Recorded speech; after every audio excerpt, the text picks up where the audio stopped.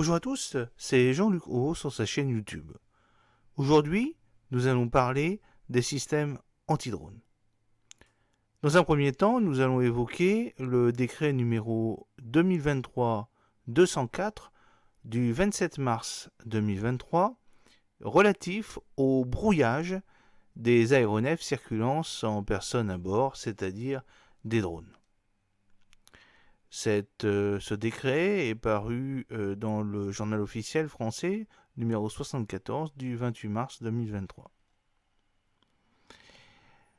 Ce décret permet la détermination des autorités compétentes pour autoriser le brouillage des aéronefs circulant sans personne à bord qui représentent une menace imminente et la fixation des modalités de mise en œuvre des dispositifs de brouillage. Ce décret fixe le régime juridique du brouillage des aéronefs circulant sans personne à bord, représentant une menace imminente. Il donne compétence au Premier ministre, au ministre des Armées et aux représentants de l'État dans le département, dans le champ de leurs attributions respectives pour autoriser l'utilisation de matériel de brouillage. Le texte décrit par ailleurs la procédure d'autorisation du brouillage, laquelle est subordonnée à la réalisation d'une étude d'impact coordonnée par l'Agence nationale des fréquences destinée à évaluer l'impact du brouillage sur les affectataires de fréquences. Le texte recense enfin les agents de l'État autorisés à utiliser les brouilleurs. Alors, ce décret est pris en application de l'article 24 de la loi numéro 2021-998 du 30 juillet 2021 relative à la prévention d'actes de terrorisme et au renseignement qui modifie l'article L 33-3-1 du Code des postes et des communications électroniques, le Code de la défense, le Code des postes et des communications électroniques et le Code de la sécurité intérieure modifié par le présent décret, qui peuvent être consultés, bien entendu, sur le site de Légifrance. Alors, dans son article 1, ce décret indique que, après le chapitre 3 du titre 6 du livre 3 de la deuxième partie de la partie réglementaire du Code de la Défense, il est inséré que, au niveau de l'article R 2364-1, que les services de l'État concourant à la défense nationale peuvent utiliser des dispositifs destinés à rendre inopérant l'équipement radioélectrique d'un aéronef circulant sans personne à bord, c'est-à-dire les drones, en cas de menace imminente, pour les besoins de la défense nationale ou afin de prévenir le survol d'une zone mentionnée à l'article L 6211-4 du Code des transports placé sous l'autorité du ministre des Armées. Cela ajoute aussi l'article R 2364-2 qui indique que l'utilisation d'un dispositif mentionné à l'article R 2364-1 est subordonnée à une autorisation délivrée par le Premier ministre ou le ministre des Armées sur délégation du Premier ministre.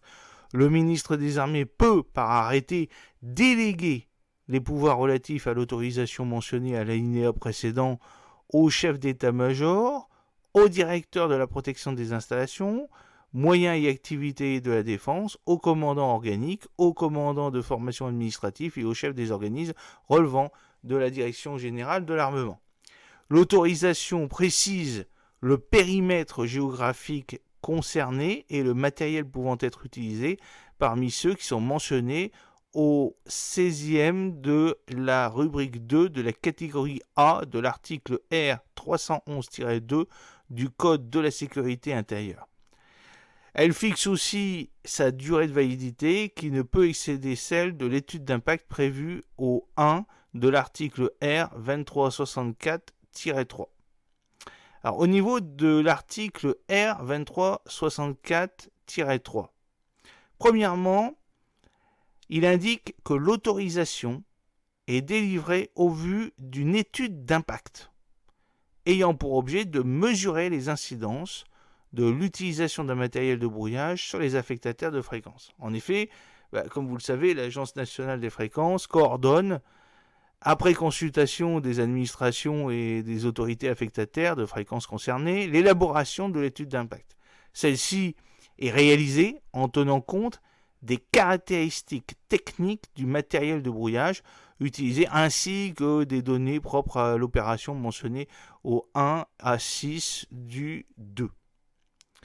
Par dérogation au deuxième alinéa, lorsque la demande d'autorisation intervient dans le cadre d'une opération ne pouvant être planifiée, cette étude d'impact peut être limitée aux effets du matériel utilisé sur les affectataires de fréquences identifiés dans le périmètre de l'opération au regard de ses seules caractéristiques techniques, bien entendu.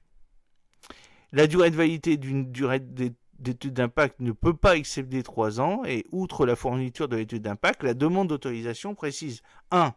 Le service responsable de la mise en œuvre du matériel de brouillage. Deuxièmement, la finalité poursuivie par cette installation, bien entendu.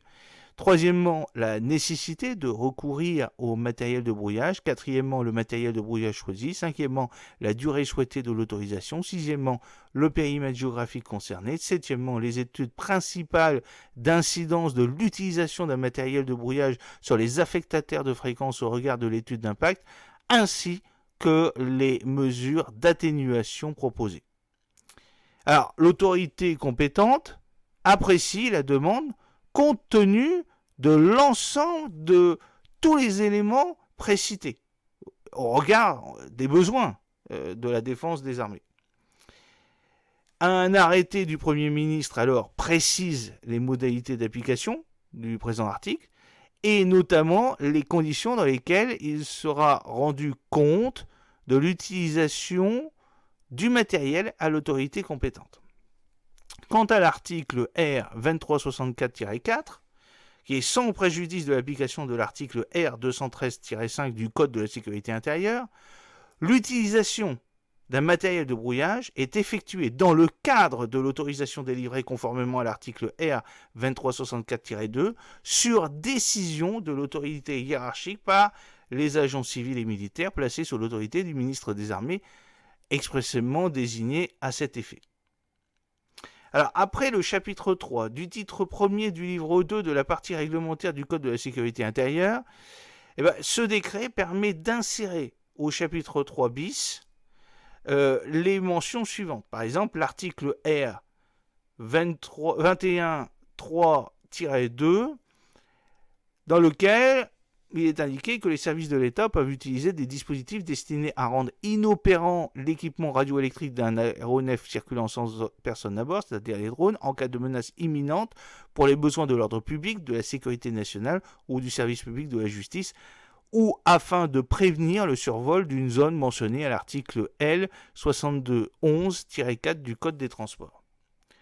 Quant à l'article R 213-3, il indique que l'utilisation d'un dispositif mentionné à l'article R 213-2, juste précédemment indiqué, est subordonnée à une autorisation délivrée par, premièrement, le Premier ministre, on l'a déjà dit, notamment dans le cadre des grands événements, pensons aux Jeux Olympiques de l'année prochaine, au sens de l'article L 211-11-1 de ce code, ou pour faire face à des événements exceptionnels susceptibles de dépasser le cadre d'au moins 2 départements.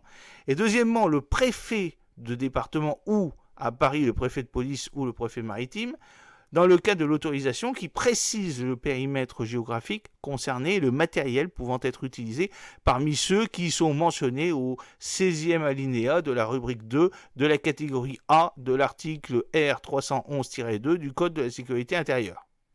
Elle fixe sa durée de validité qui peut excéder celle de l'étude d'impact prévue au 1 de l'article R 213-4.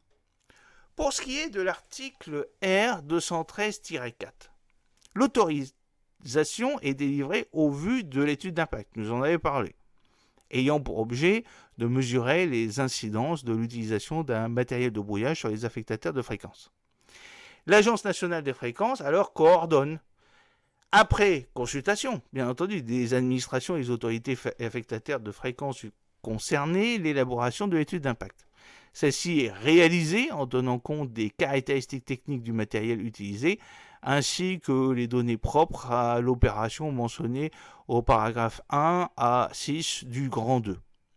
Par dérogation au deuxième alinéa, lorsque la demande d'autorisation intervient dans le cadre d'une opération ne pouvant être planifiée, c'est une opération totalement saugrenue qui vient juste comme ça, c'est une demande opportune, et bien à ce moment-là, il faut réaliser une étude d'impact qui peut être alors limitée à l'évaluation des effets du matériel utilisé sur les affectateurs de fréquences identifiés dans le périmètre de l'opération au regard de ses seules caractéristiques techniques. Dans ce cas, la durée de validité d'une étude d'impact ne peut pas excéder 3 ans. Et outre la fourniture de l'étude d'impact, la demande d'autorisation précise le service responsable de la mise en œuvre de l'appareil de brouillage, la finalité poursuivie, la nécessité de recourir au matériel de brouillage choisi, le matériel de brouillage choisi, la durée souhaitée de l'autorisation, le périmètre géographique concerné et les incidences principales de l'utilisation de matériel de brouillage sur les affectateurs de fréquences au regard de l'étude d'impact, ainsi que les mesures d'atténuation proposées. L'autorité compétente apprécie la demande compte tenu de l'ensemble des éléments précités au regard des besoins de l'ordre public, de sécurité nationale ou de service public de la justice, et un arrêté du Premier ministre précise les modalités de l'application du présent article et notamment les conditions dans lesquelles il sera rendu compte de l'utilisation du matériel à l'autorité compétente. Pour ce qui est de l'article R 213-5, sans préjudice de l'application de l'article R 2364-4 du Code de la Défense, l'utilisation d'un matériel de brouillage est effectuée dans le cadre de l'autorisation délivrée conformément à l'article R 213-3 sur décision de l'autorité hiérarchique par les agents civils et militaires placés sous l'autorité du ministre de l'Intérieur expressément désignés à cet effet et les agents civils placés sous l'autorité du ministre de la Justice expressément désignés à cet effet. Pour ce qui est du titre 8 du livre 2 de la partie réglementaire de ce même code, cela est modifié à l'article R 281-3 où il y a un deuxième alinéa qui a été rédigé. Je vous lis, pour l'application du présent livre en Guadeloupe, en Guyane, en Martinique et à La Réunion, la référence au préfet maritime est remplacée par la référence au délégué du gouvernement pour l'application de l'État en mer.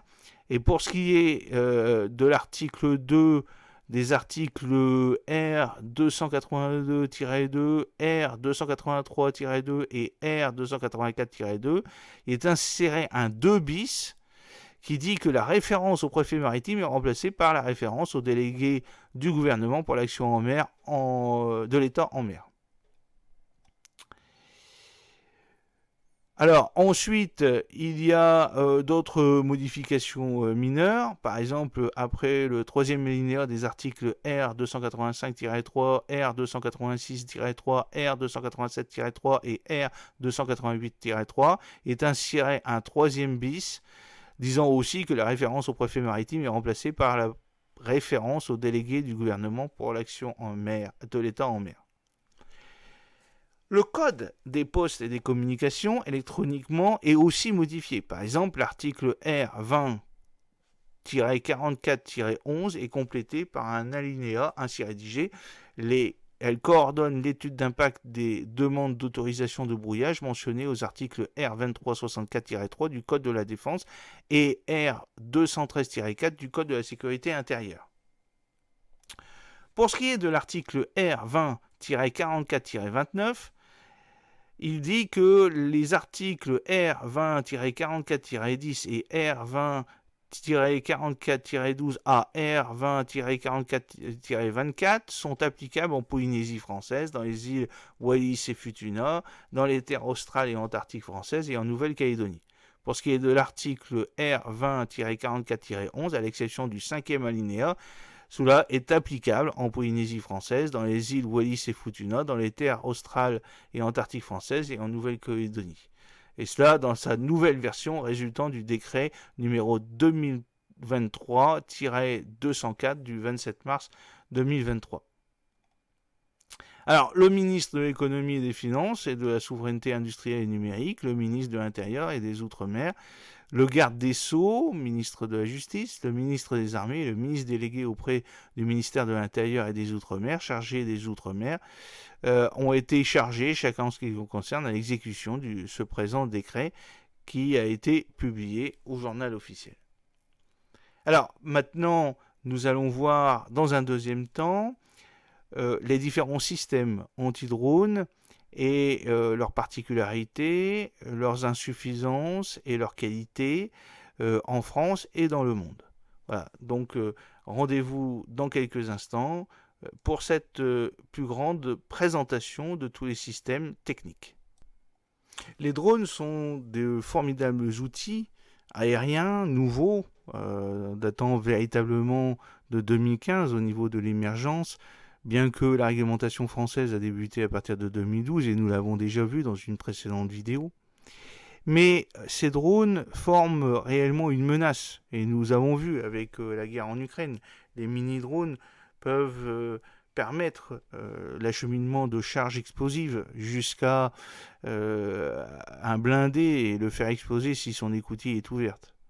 Donc les drones sont réellement une menace pour la sécurité publique, pour la sécurité d'événements, pour nos infrastructures. Et donc il a été, bien entendu, comme toujours avec le glaive et le bouclier, de réfléchir à des systèmes anti-drones. Alors, un système anti-drone ne peut, dans la majorité des cas, pas arrêter la totalité des drones, parce qu'en fait, il y a plusieurs types de drones, des drones qui communiquent uniquement avec une manette par des liaisons gonométriques, mais aussi des drones qui sont préprogrammés et qui volent grâce à un plan de vol et qui se coordonnent par le positionnement satellitaire, par exemple GPS, GLONASS, Beidou, Galileo.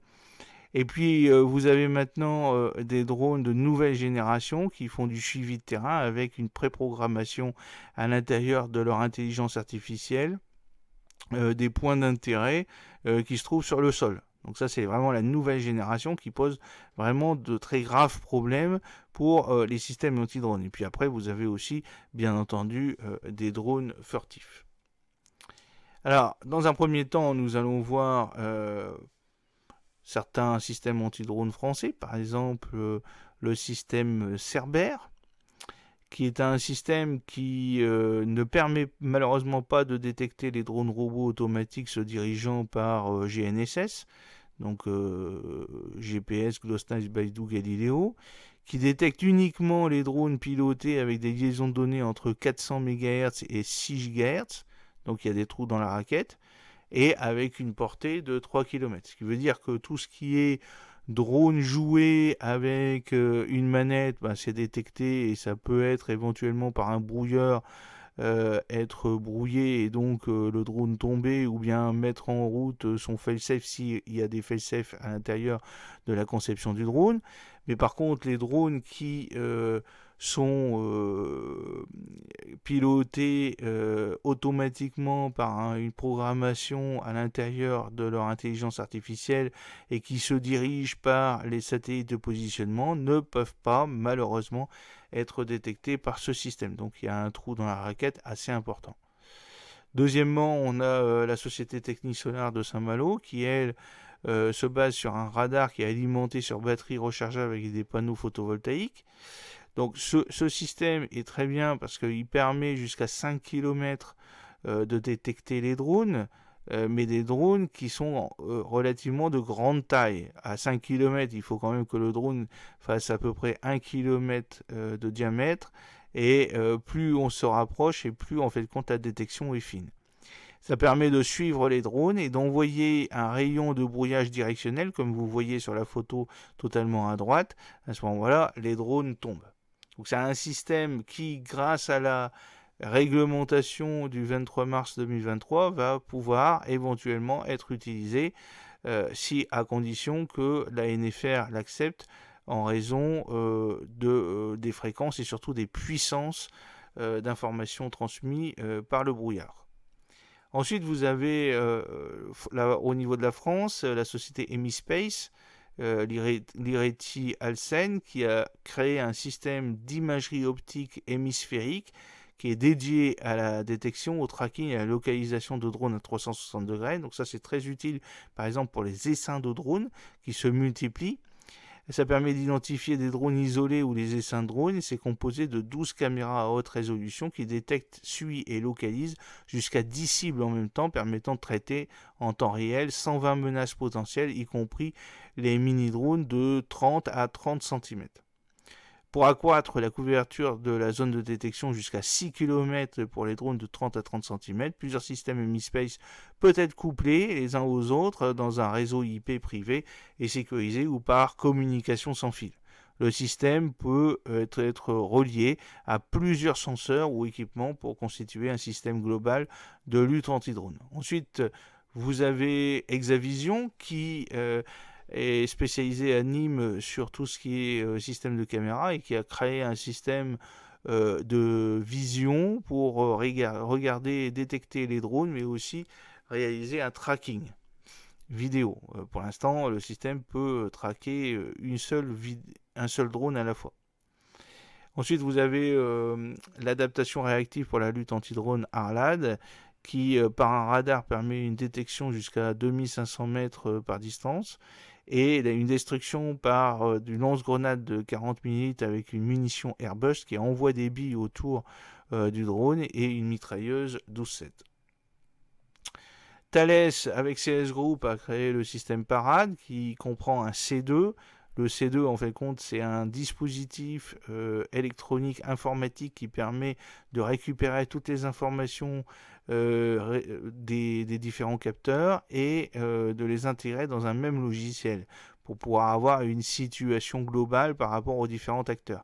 Donc, il peut détecter les liaisons de données, détecter par radar aussi les drones, confirmer par la caméra jour-nuit de la société Hexavision par tracking et une prise de contrôle à distance ainsi qu'un brouillage. Vous avez ensuite la société Robost avec le système Drone Blocker qui est un système radio-goniométrique qui assure la détection des drones et de leurs opérateurs pour une portée de 5 km. Ça identifie les stations sol, ça capture la vidéo coupure de liaison de données. Attention, ça ne fonctionne pas pour les drones préprogrammés fonctionnant avec un mode de positionnement GNSS, c'est-à-dire GPS, GLONASS, Beidou, Galileo. Ensuite, vous avez SILAS qui est interopérable avec Parade de Thales CS Group, qui est un système de laser anti-drone. Donc là, on en a entendu parler il n'y a pas très longtemps sur plusieurs expérimentations. Le système MC2 technologie qui est un fusil qui peut prendre la main sur les drones télépilotés uniquement. C'est-à-dire les drones préprogrammés ne peuvent pas être leur trajectoire ne peut pas être modifiée. Ensuite, vous avez Diplomatic qui a réalisé des localisations de drones par analyse du son de l'environnement. Ensuite, en Espagne, on a la société Indra qui a fait donc un système équivalent à Parade français chez Thales et CS Group. En Angleterre, Blockter Surveillance System A422 a une portée de 20 km et c'est uniquement un radar. Ensuite, toujours en Angleterre et aux États-Unis, ECS TCI International SPX Corporation a donc réalisé de la détection de liaisons de données uniquement. Donc, soit la liaison de données pour la transmission du télépilotage, c'est-à-dire avec un télépilote, soit la transmission de données télémétriques, soit la transmission de données vidéo ou d'autres capteurs. Ensuite, Fenestal en Belgique a réalisé un conteneur avec ces systèmes WASP avec donc des mitrailleuses pour détruire les drones en vol. En Lituanie, la société NT Service a créé un peu comme MC2 un système comprenant une prise de commande du drone à distance mais aussi un brouillage. Le Japon, avec Kawasaki Heavy Industry, KHI, a créé aussi un laser de forte puissance. En Russie, Russ Electronics et Rostec, avec le SERPT VS5, a créé un système de destruction des liaisons de données. C'est en fait le complexe supprime le canal de contrôle par lequel le drone dirige l'opérateur. et la connexion avec l'opérateur est rompue, le drone est désorienté et tombe. Ensuite, en Russie, il y a aussi donc le Laboratory PPS LPD 802 qui est le successeur du LPD 801 avec une autonomie d'1 heure et une portée de 1500 mètres. Au niveau MC2, c'est à peu près équivalent, comme la Russie avec le TAIP. La Russie, on a aussi le Netkots, qui est le système laser russe de destruction des drones. En Chine, le radar anti-drone de la société CETC. En Inde, Analytic Defense and Aerospace à une portée de 3 km avec la détection, la classification, la neutralisation, la détection par liaison de données 400 MHz à 6 GHz et caméra tracking qui ne peut s'occuper d'une seule cible à la fois, un peu comme le Thales Parade. En Ukraine, le Kerfertus Technology avec une portée de 1,8 miles et une autonomie de 30 minutes peut prendre la main et brouiller les drones, c'est un peu comme le système MC2. En Ukraine, aussi l'application de géolocalisation des drones ENO. À ce moment-là, la population de détection prend une photo et renseigne une base de données qui géoréférence et horodate la prise de photo et ça lance en fait une alerte. Il y a une sorte de centralisation de toutes les données sur un système électronique qui permet de donner la trajectoire du drone, la vitesse, l'altitude. En Afrique du Sud, le signal 4L Edge Group qui permet la détection de paquets de données entre, bien entendu, la station sol et puis le drone. Donc il y a un brouillage, on ne connaît pas la portée de ce système. En Allemagne et aux États-Unis, D-Drone Aerial Armor. Ensuite, en Allemagne, il y a Rheinmetall qui a réalisé un système de détection par radar et analyse des liaisons de données avec confirmation par caméra et brouillage. C'est un peu équivalent, si vous voulez, au système Parade. En Allemagne aussi, il y a Rode et Schwarz qui détectent la commande des drones de 20 MHz à 6 GHz avec confirmation par caméra. Toujours en Allemagne, Rheinmetall MBDA avec le système laser qui est concurrent de Silas.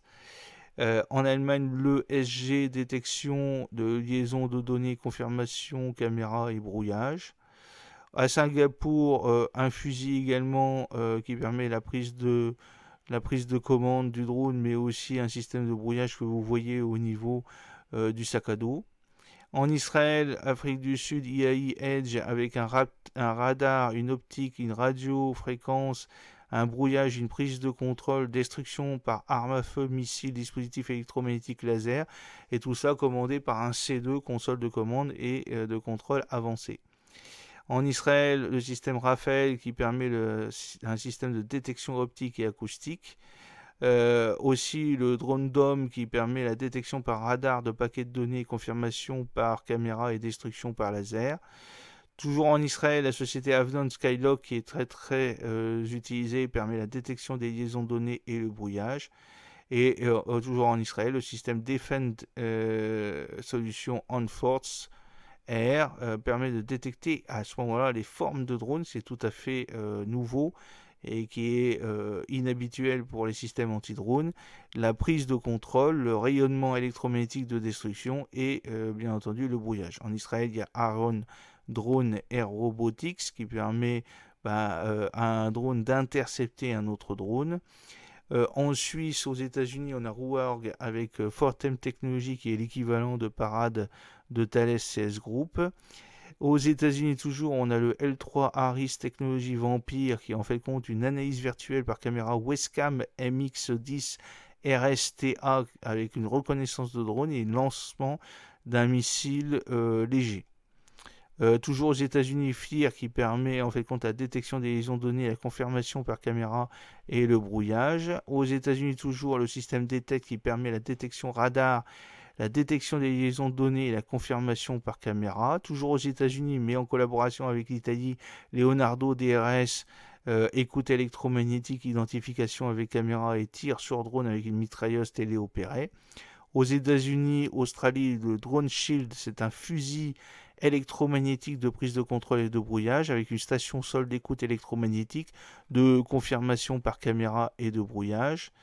En Australie, l'équivalent du système belge, dont on a déjà parlé. En Pologne, le système PGZ, qui est une Gatling télépilotée par des liaisons de systèmes de caméra jour et nuit. Aux États-Unis, l'Italy Systel Highlander Partners LP, qui est un peu l'équivalent, si vous voulez, de parade. Aux États-Unis, Northrop Grumman, qui permet de détecter jusqu'à 8 drones simultanément avec une identification multicapteur, liaison de données, radar, bruit, caméra, une destruction par ion laser dirigé. Aux États-Unis, toujours Anduril avec un système de détection de liaison de données. Aux États-Unis, on a FlexForce, qui est la prise de commande à distance et de brouillage. Aux États-Unis, Blue Halo, ce sont des brouilleurs. En Corée du Sud, League NX1, c'est tout un système pour les champs de bataille. À Taïwan, Avia Pro pour la prise de contrôle à distance brouillage qui a été testé en Ukraine contre les drones chinois fournis par l'armée russe. Voilà, donc j'espère que cette petite vidéo qui présente à l'heure actuelle en source ouverte les systèmes anti-drones vous a permis de mieux comprendre la difficulté de la lutte anti-drone et voir un peu le panel de ce qui se fait. Bien entendu, les industriels doivent toujours être en recherche et développement. Le système parade de chez Thales permet en fin de compte d'y ajouter au niveau du C2 des nouveaux capteurs. Donc au fur et à mesure en fin de compte de l'avancée des drones, il y aura toujours des systèmes anti-drones qui seront recherchés et qui pourront être incorporés dans le C2 de parade au niveau de chez Thales. Le système pour moi qui est le mieux pour l'instant, c'est le système parade, et le moins cher et qui est très efficace, c'est le système de la société Technisolar à Saint-Malo. Voilà, je vous souhaite une très bonne soirée en espérant que cette petite vidéo vous a plu. N'oubliez pas de cliquer sur le pouce, de vous abonner à la vidéo, de partager cette vidéo avec vos amis, que ce soit sur les réseaux sociaux ou par mail à tout votre carnet d'adresse. Je vous souhaite une très bonne soirée. Jean-Luc O, à votre service. À bientôt.